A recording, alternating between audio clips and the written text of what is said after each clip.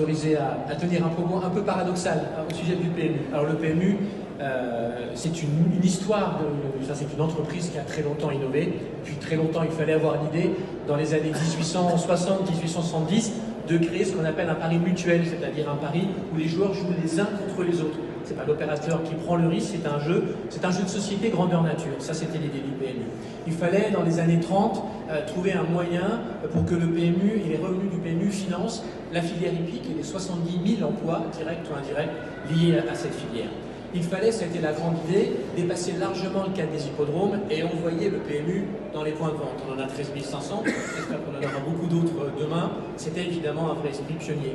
Il fallait de l'innovation pour faire de la télévision avec Léon Zitrone dans les années 60, pour ceux qui ont connu, peut-être quelques-uns, ou bien Equidia depuis une vingtaine d'années.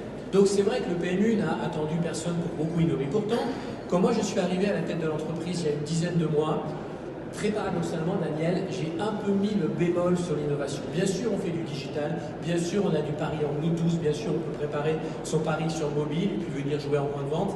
Mais je trouvais que le PMU était un peu parti au large. On m'expliquait qu'on allait créer des applis, qu'on allait mettre dans les taxis et que des jeunes femmes qui partaient à l'aéroport allaient jouer au PMU parce qu'elles avaient une appli à l'arrière d'un taxi. Je trouvais que ça n'avait absolument aucun sens. Et le point de vue que j'ai adopté tout de suite, ça a été de dire qu'il faut que le PMU en fait se concentre sur ce qu'il est.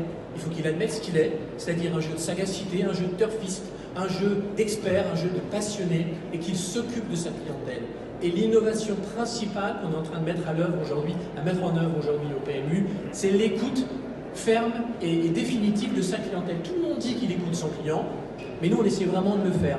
On a des passionnés, on a des turfistes, et on essaie aujourd'hui de réaménager la gamme, le gain, leur expérience dans leur sens. Je ne crois pas en les capacités du PMU de faire de la conquête de femmes et de jeunes tout de suite. Le PMU n'est pas un produit de conquête, il n'est pas mûr pour ça, j'en suis convaincu. Le PMU a besoin de ses joueurs, c'est historique, c'est un jeu de parrainage. On vient au PMU parce qu'on apprend à venir au PMU, comme on visite un musée parce que ses parents nous ont amenés à un musée. C'est comme ça que ça fonctionne.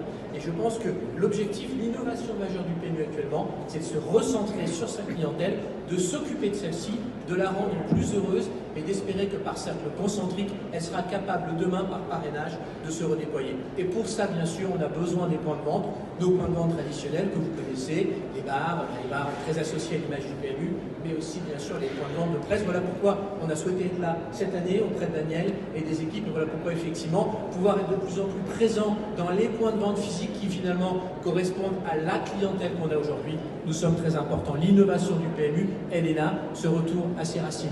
Merci beaucoup.